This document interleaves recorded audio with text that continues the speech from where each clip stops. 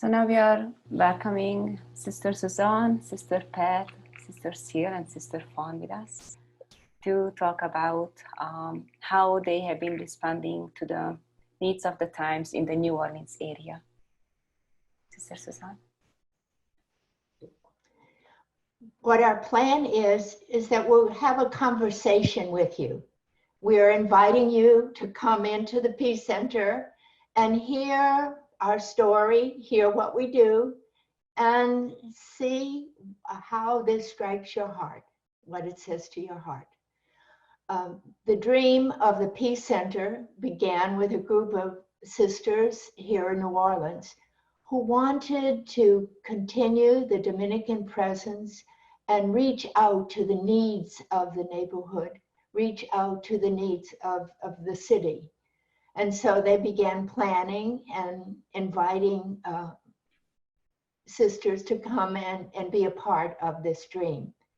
Sister Pat Thomas, Sister Ceal Warner, and myself answered that call. We came.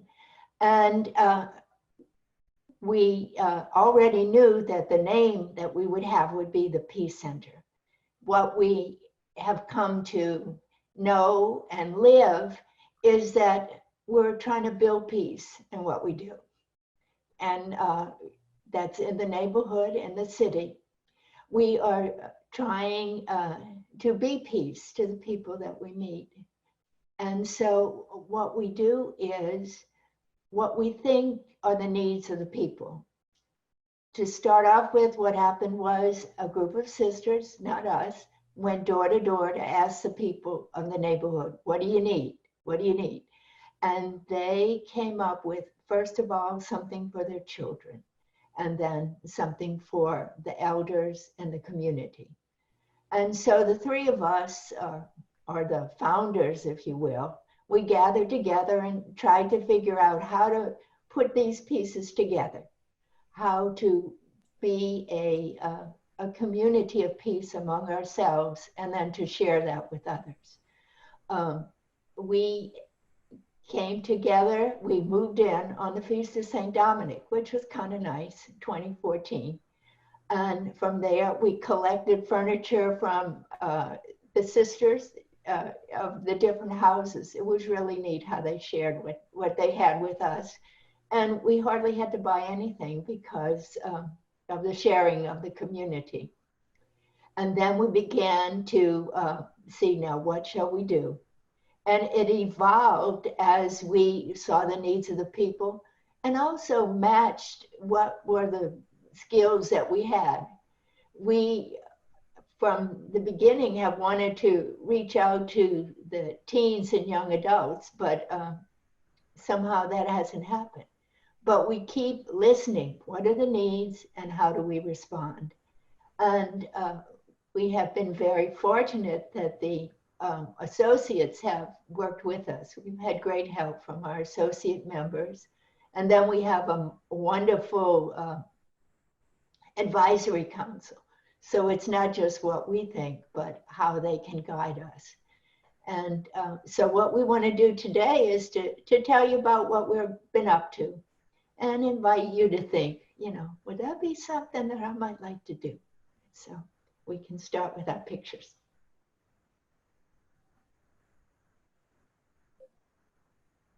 And you had to start with that one. Okay. We've come to the point where we know there's lots of people that we haven't reached yet. And so we created something called Taking It to the Streets.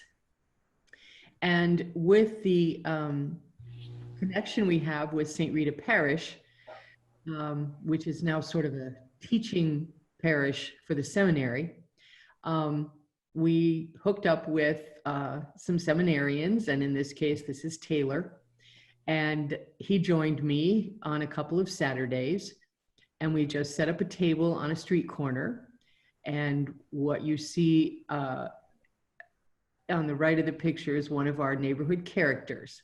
This is Beulah, and Beulah came to have a conversation with us about voting. This was a time to get registered for voting. and she wanted to know where to go and how she could best do it. And we gave her directions, and then Beulah walked in the opposite direction that we gave her. But that's Beulah. She is just a lovely lady and always wears hats. So this continued a few Saturdays in the fall until it got a little too chilly to be out there. And then we were going to pick up again, but then something happened called Mardi Gras. And then after that was COVID-19. So that particular activity needs to get started up again when the time is right.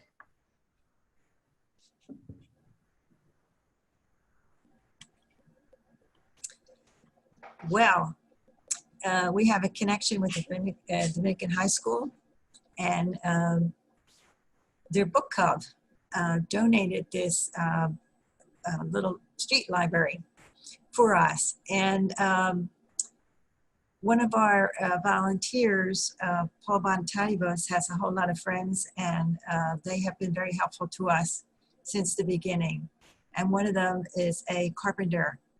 So he was able to put this whole thing together. We had just originally had the top of it.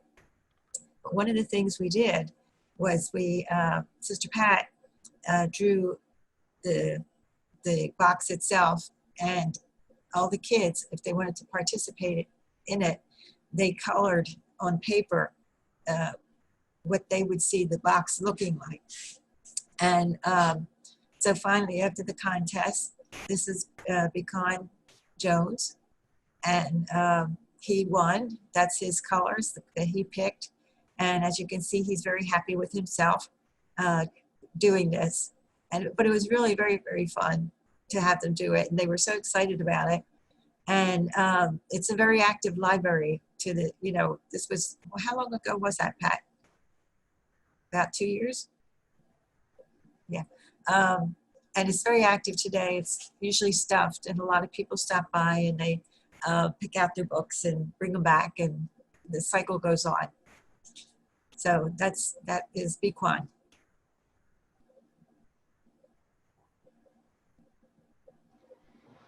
This was a wonderful experience.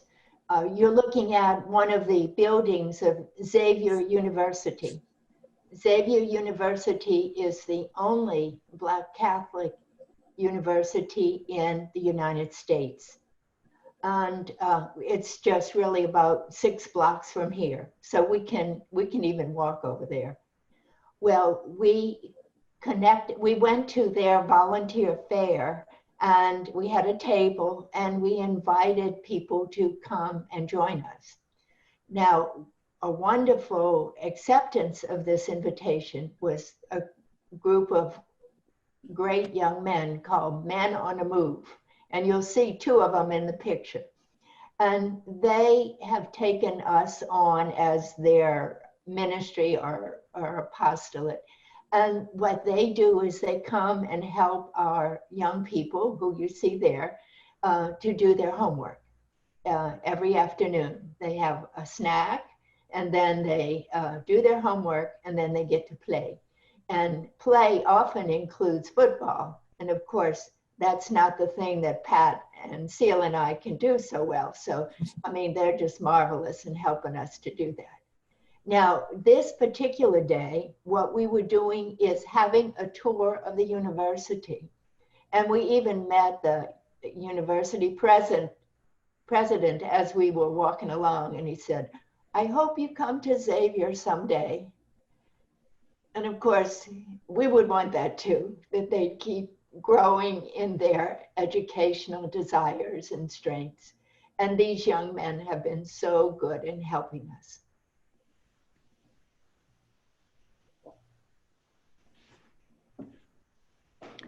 Oh, yes. We try to provide field trips for the kids, and in a way it's kind of hard because their schools do an awful lot of field trips. And so we try to find some places they haven't been to all the time. And this particular day, we went to the NASA Museum over in Mississippi. And they had a marvelous time.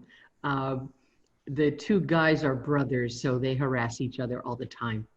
But it's just a great way for us to connect with the kids, to go to a different place, to be in a different environment, and they can experience some things that maybe they haven't quite had before, or maybe a different way of experiencing it than they had when they did it as a school group. We go in a smaller group, so maybe it's only about 15, 20 kids, and we divide them up so they can really have time to enjoy some of the exhibits. And of course, there's always the gift shop. So this picture is before the gift shop. We won't show you after the gift shop, I hope. They gravitate to the vending machines in the gift shop. So even though there are some really awesome things to buy in the gift shop, somehow they just, their nutritional issues are pretty steep. And so they just think that buying this candy and soda and everything is much more valuable than getting souvenirs. But there are exceptions. Some of them will go in to buy a gift for mom, or a sister or brother at home, or someone that they really care about. And so that's always special when they come up and say, I think I'm going to get this for my mom. And the fact that they have the money, we're able to give them a little spending cash over and above maybe something that they brought. But these kinds of experiences just are invaluable to helping the center. Well, this is a continuation of the NASA Space Museum. And the kids are on this virtual rocket ride through the universe. And it was so funny watching them. There was another group of 4 on the other side. And the seats would go to the left, to the right, up and down, and jostle them all around. And while they're watching whatever it was they were watching through space, and they were just, somebody said, look at that on the left, and everybody turned to the left. And they were holding on to each other. They were so funny, but they got such an experience seeing whatever they were seeing in the universe, and hopefully a teachable moment for them. But we very much enjoyed watching them do this. Oh, and then we took them to the global wildlife. This is a park in... That's the zoo. That's the zoo. That's the zoo, hon. Oh, excuse me. This was the zoo. And, but they had giraffes in the other place too. But anyway, okay. So we went from exploring each of the animals and trying to give them, in some sense, a hands-on of, you know, we're in what is like inner city, so they don't have these kind of animals around. So it was a way to safely get them to experience creation and animals and ways of being able to grow. You'll see that they did have some food, and they were able to feed some of the animals. And of course, what they commented on was how long the tongue was of the giraffe. But they had a good time. They were invited to eat some, I think it was snails, but most of them wouldn't try it because they said, oh no, that's too much.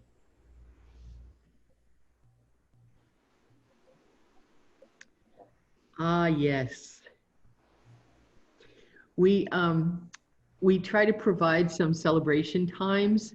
So we have a major Halloween party and a major Christmas party. And as you can see, this is Halloween. Now, in the background behind the kids, you see a group of young ladies. One of the aspects that we really worked hard at was to make connections throughout the city with organizations and to try to network, and that has been invaluable. And in this case, you know, early on, Sister Suzanne talked about our connection with Men on the Move and Xavier. This is a group called Girls Hope, I'm sorry. And I don't know if you're very familiar with that, but it's a residential place for young women. I forget how young they can be, but they can live there throughout high school. And most of these girls are also students at Dominican. So we made the connection with them, and this year they provided the Halloween party that you're seeing here. They came up with awesome games, and it just kind of related to the kids. And you see some of them are sitting at the table, but most of the guys, of course, didn't want anything to do with girls. That's kind of yucky. And so they separated themselves. But having the girls there and participating with the kids was just a very positive experience for everyone. And they definitely had a good time. And it was another learning time for them. And the girls were so willing to get involved with the kids. And in some cases, a few of them continued that relationship by being a part of the after school program as tutors and homework helpers. We're not sure why, but they love musical chairs. At any party we have, when they start getting bored, we pull out musical chairs and they all go crazy. But as you can see in the picture, the older girls got involved with them too.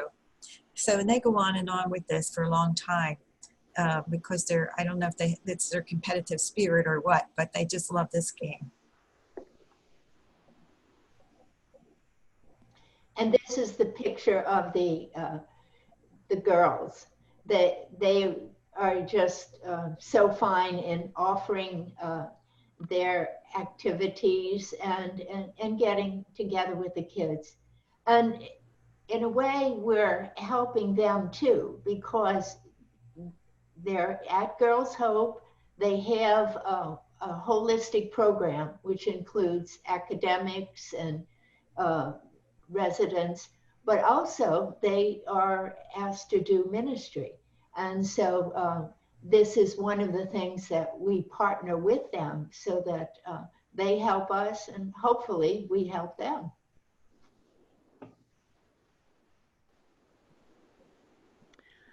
Oh, okay. This is the Christmas party.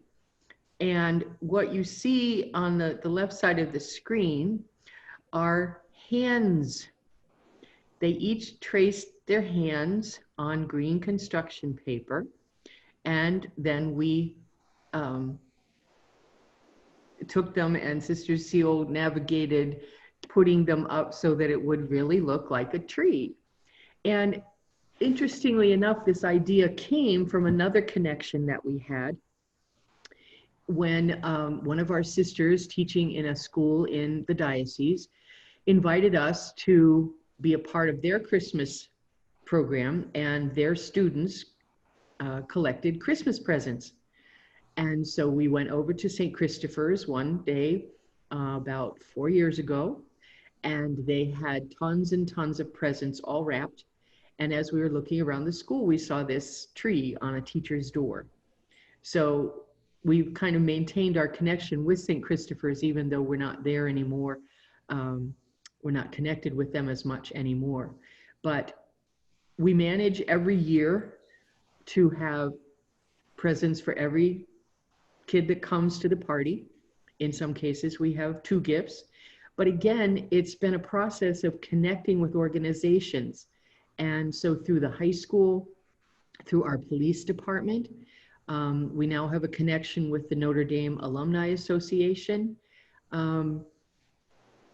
And through our grant monies, we have been able to offer a lot of opportunities for these kids.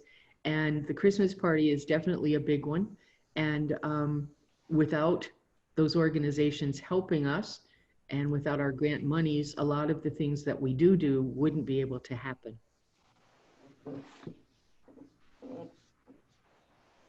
Okay, this is some more pictures of the party. And on the left, you can see Santa's helpers, Sister Suzanne and Sister Margaret and Sister Pat. And Pat really has this gift of organizing the multitudes of gifts that come in, because we have to, of course, make them sex and age appropriate for the children.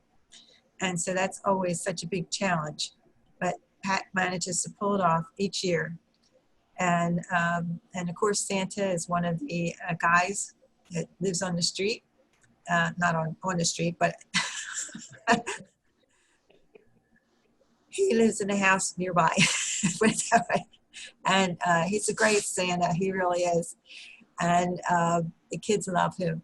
And he gets to give them all a candy cane too. And the one on the right is just one of our little ones. And Kranaya is her name. And she wanted her picture with Santa after the party. So there she was with him.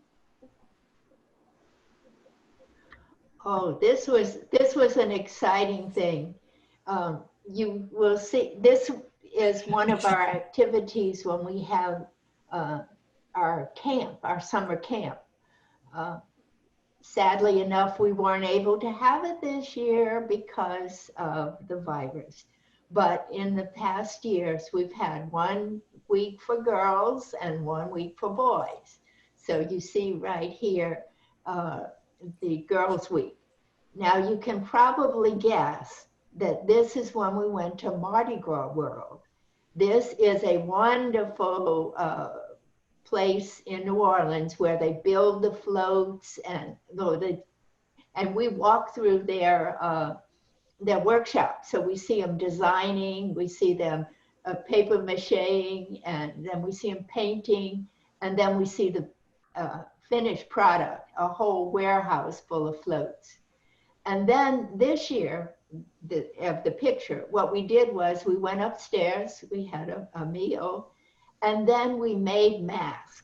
So all of us are making a made mask, and we are demonstrating to them. As you can see, some people were very creative, some people, but everybody did their thing. You start off with a plain silver mask, and then you glue it, and then you put the appropriate glitter on it. You'll see to the far left of the picture, one of our counselors.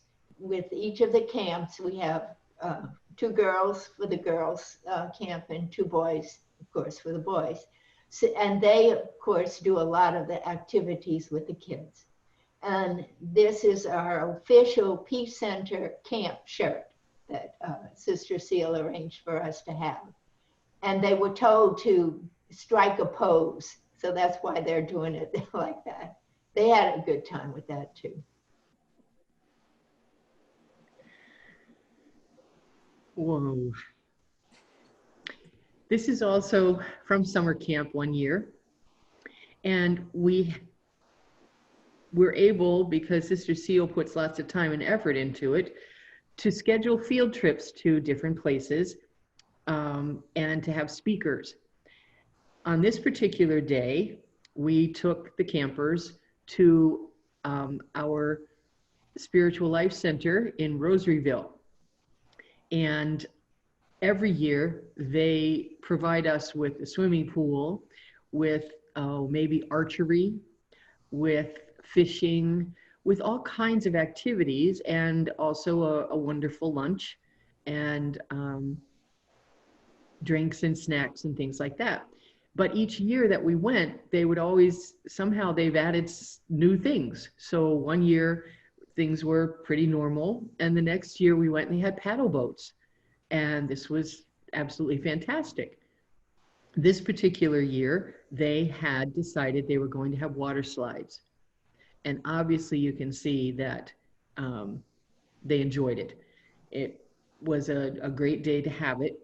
And what's happening is Rosaryville is a very rustic, scenic area. It's far away from the noise and craziness that they're accustomed to. And so they're seeing a different environment.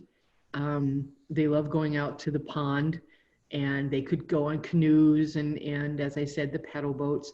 And it's just something that's a little out of the ordinary for them. At the end of summer camp for both the boys and the girls, we do kind of a survey, I guess you'd call it, and try to decide, what needs to change and what really worked. And so we ask them what their favorite food was for that week and what they wouldn't want us to stop serving and things like that. And then what was the best day? And every year since we started summer camp, Rosaryville came out as number one. They just thought that was perfect. And many of them had never swum before. So going into the swimming pool was a unique experience. And some of them, it was the very first time that they had been to a swimming pool, in a swimming pool. And I'm not going to say they learned to swim that day, but they became more comfortable and a little more self-assured, and they weren't so fearful of being in the water.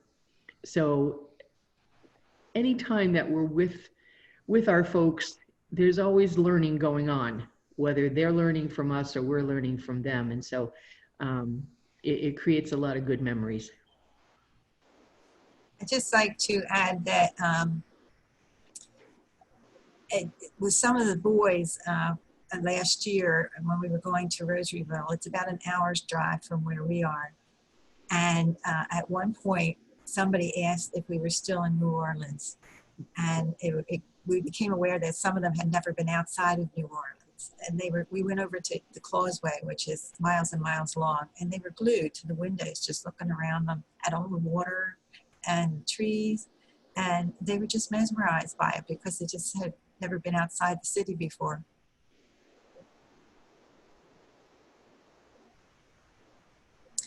And this is Rosaryville as well. As Pat noted, they had paddles, boats, but we also had canoes.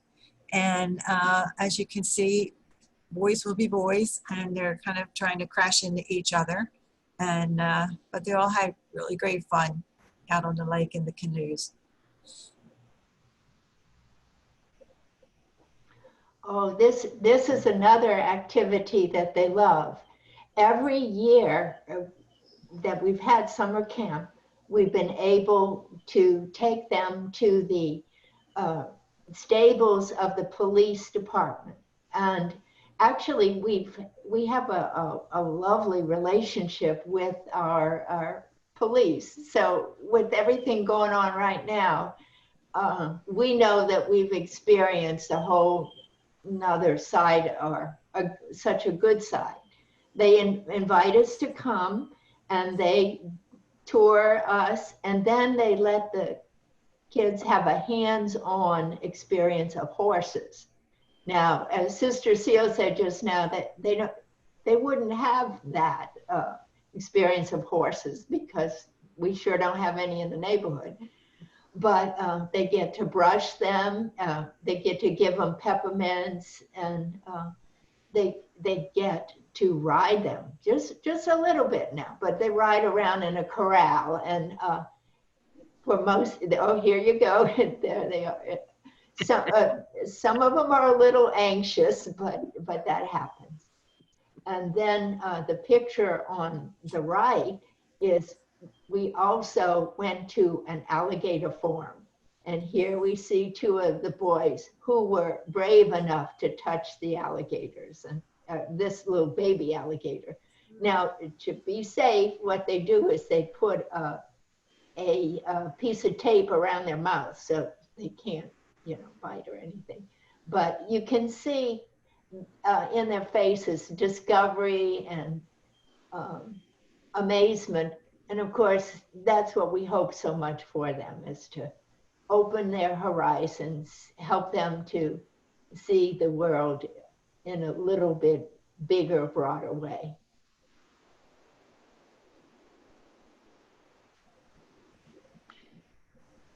And so you see the girls at their camp experience of going to the stables. The first year we had summer camp, we talked to the police department, and we had asked them about bringing the dogs. And of course, that's a big no-no because the dogs are trained so that the kids wouldn't have been able to pet them and be friendly with them. They would have only been able to put on a show for us.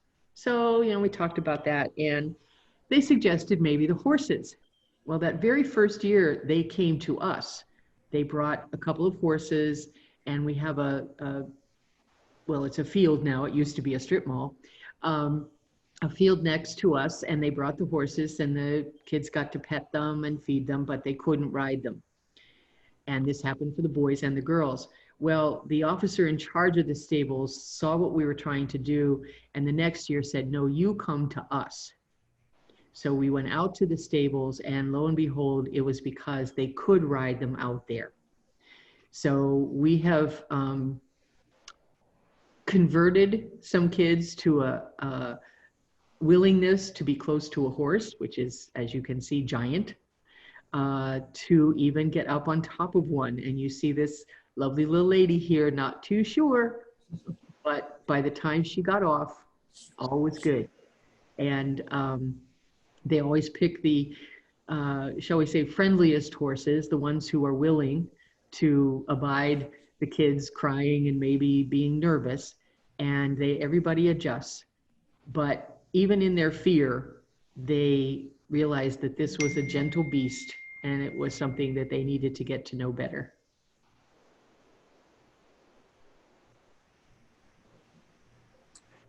Computer class. We have a computer class on Tuesdays and Thursdays from 9 to 12. And it's free. Well, actually, all our programs are free. And we have people from the neighborhood come in to learn computer skills.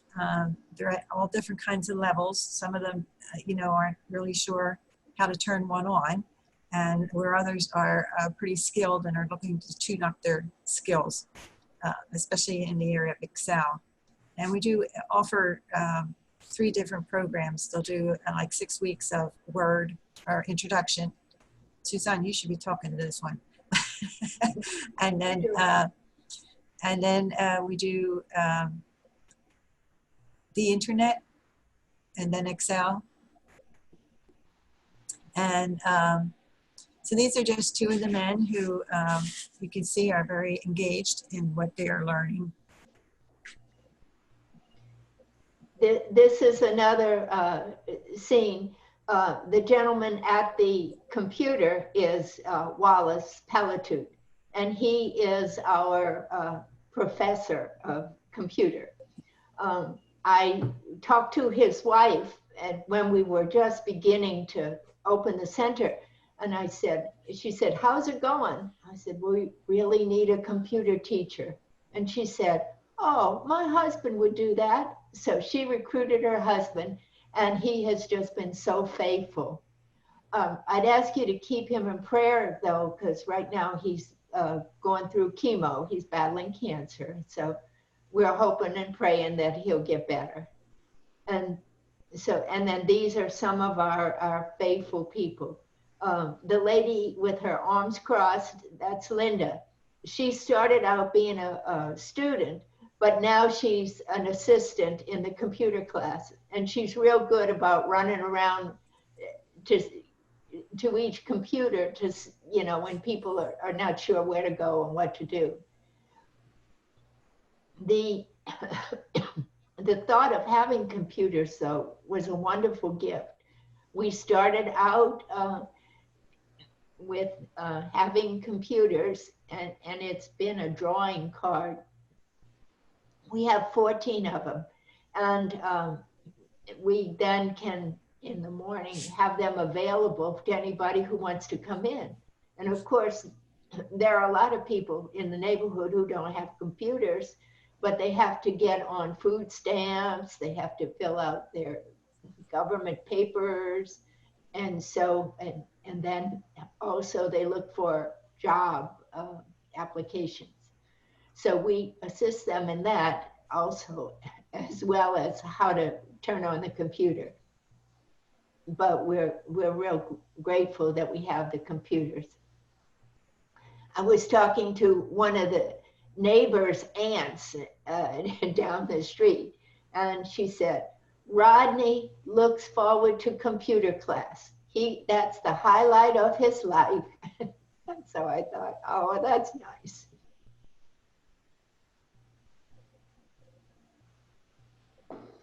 A continuation of the computer class, and you can see our professor's hands-on. He comes to try to figure out if folks are having problems, and it's amazing the proficiencies that they come with, and some, as you've heard us say, don't even know how to turn it on, and some have been working with computers, but they know it's time to beef up their skills.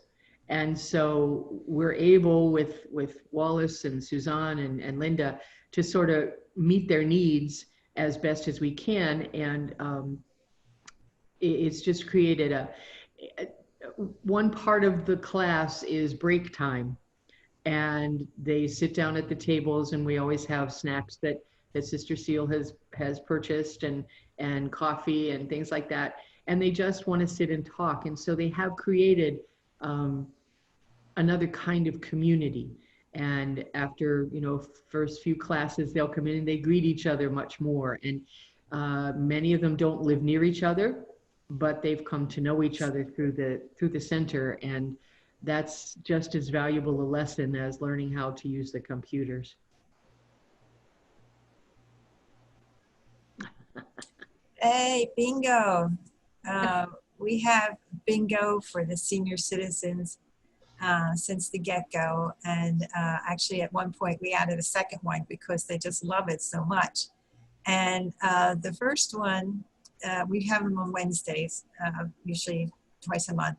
And they have, well, as I said, we have two. One we call the No Frills Bingo, which we just serve them beverages and some snacks. And the second time, we have a hot meal for them, and that's prepared by one of our associates, Madeline Curtis, and she just loves to do this, and they love her, and they love her food. And so they come together socially. I mean, they really enjoy each other's company, and whoever wins gets they clap for that person. There's no snarkiness about, who she won and I didn't. And we have some men who come as well, but the majority is women. And they just enjoy it, and we enjoy being with them. And we have different times of, like when there's Mardi Gras, we have something for Mardi Gras. For Christmas, we also have Christmas parties for the senior citizens, which they enjoy.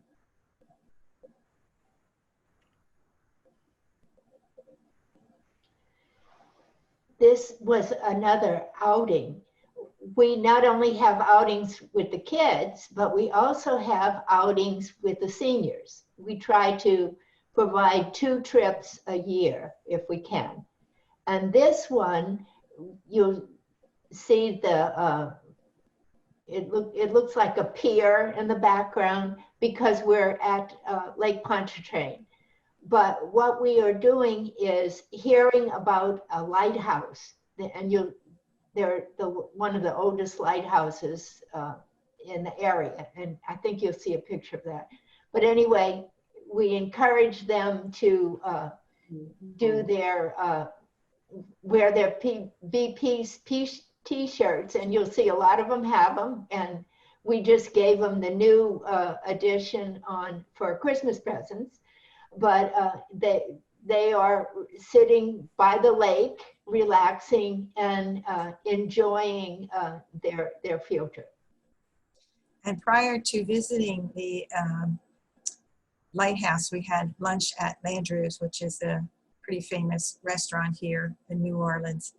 And they really, really enjoyed it. They just love going to dinner.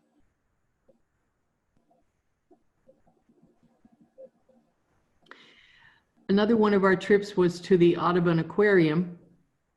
And, you never know what will really interest someone, and will they like what they're doing. You always have this attitude of, well, it's an outing, it's getting away, and I don't care where it goes. And then it's being together with my friends. So I don't care where it goes. And now you see that, well, they're learning some stuff that they hadn't seen before. So even though they are senior citizens, senior adults, the desire is still there to learn. And it's been awesome just to be a part of exposing them to different places that in some cases they couldn't even afford to go to. You know how tourist traps are. But letting them see and experience places and things that they don't ordinarily do. So they enjoy, again, being together, but then having these kinds of experiences are really good too.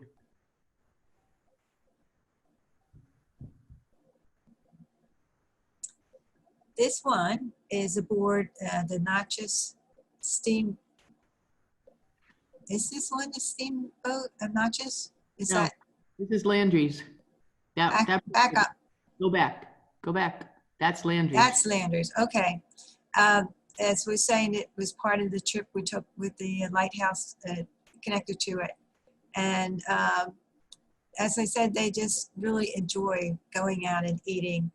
They get to pick the menu, pick from the menu and whatever they want, and they have desserts, and they just enjoy each other so much. It's just amazing. They're all really sweet people. Or if you've asked them, they're blessed. That's what they tell us. We're blessed. And here we are on the Natchez. This is a paddle boat that goes up and down the river.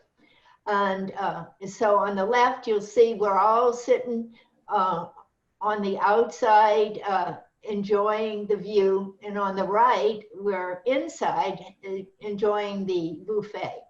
Now, the way it goes, they have a commentator. So as we're sitting on the deck, we get the history of New Orleans. They'll say, on the right side is the sugar refinery. On the left side is where the gas refinery and this school and the monuments and different things. So we get educated in that way. And I have to say, they really enjoy it and get into it. You'll see on the left, Laura. She is one of our most enthusiastic participants. She always enjoys, she's always so grateful that she encourages us on in whatever we do. And so, and then what happens is we come in and we eat, and then on the way back, they have music. They have a live band, and so they sit and listen to the music and just relax and enjoy themselves.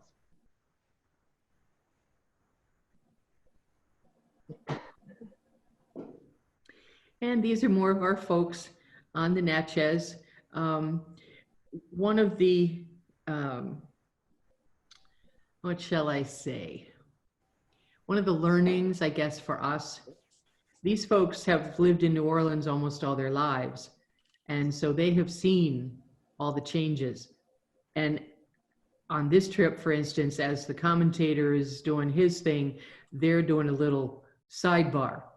Yeah, well, I remember when we did and blah, blah, blah, blah. And you remember when you were a kid and this was here. And so we're learning a lot of the history of New Orleans and a lot of the ways that they grew up.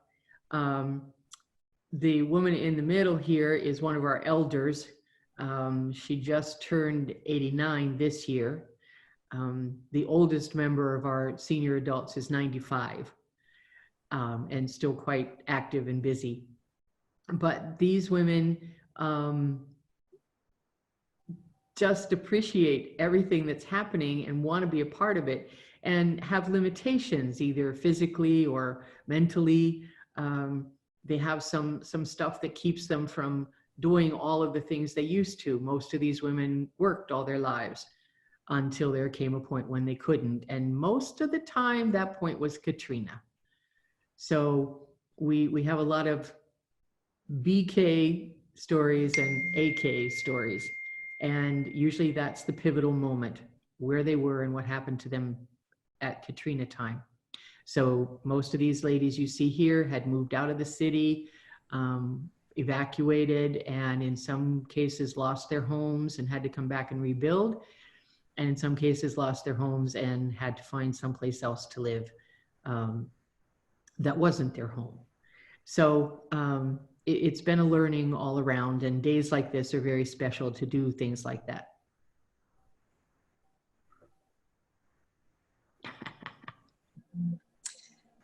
Over here on the left, we have a couple of our ladies enjoying the Jazz Fest. We have taken them there each year, except this year.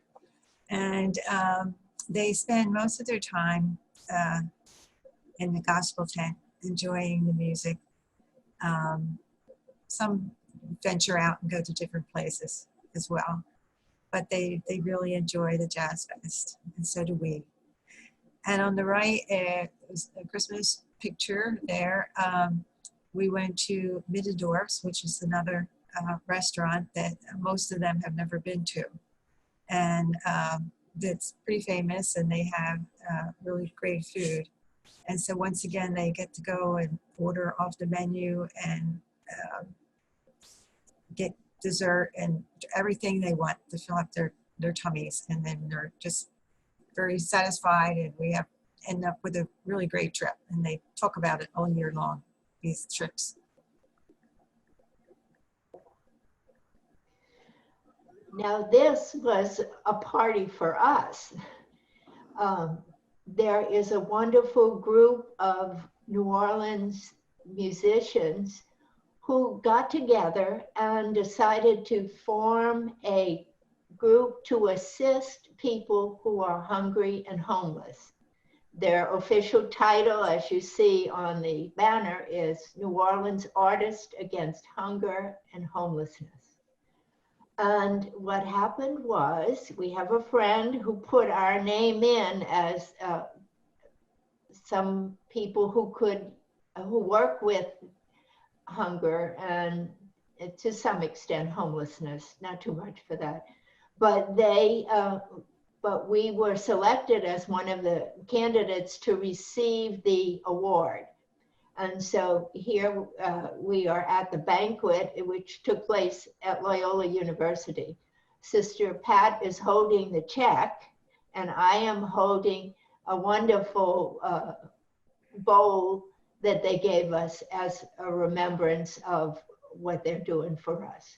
So we are so blessed by having grants, put in a great word for our community, which has hired grant writers to help us. The grants actually pay for all of our programs, all of the trips, all of the activities that you've seen, all of the snacks.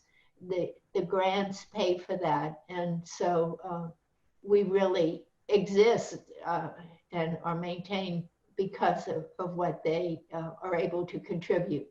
So we're grateful for this group, but all of the others that have been so good to us.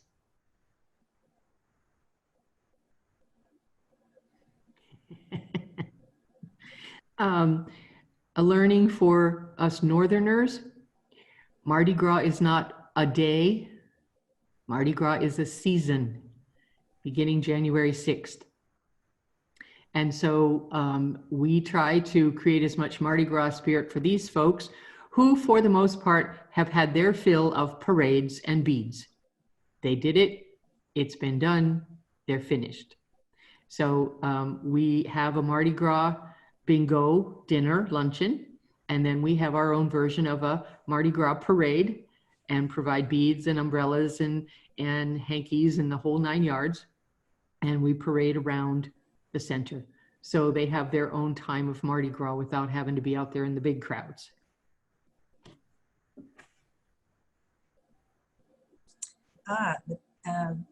This is the Night Out Against Crime, as it's called, and actually it's international. And this was the first one we did was impromptu, and we had about 25 people come. And the following year we had lots more, and then next year we had about 100 come. It just keeps growing. And as you can see, many police show up for it. And we are fortunate that one of our sisters, who's a daughter of charity, she has a group of young students come for a week for a service in New Orleans. And she brought them here to the Night Out Against Crime. And they were so helpful for us in setting up. And they put up the Volleyball. thank you, volleyball apparatus in the background, and played with the kids most of the night, because the after school kids just stay on after that and or attend. And so you can see we had a lot of people come in, and they enjoy themselves. And we just, try to stand up for what the night stands for, Night Out Against Crime.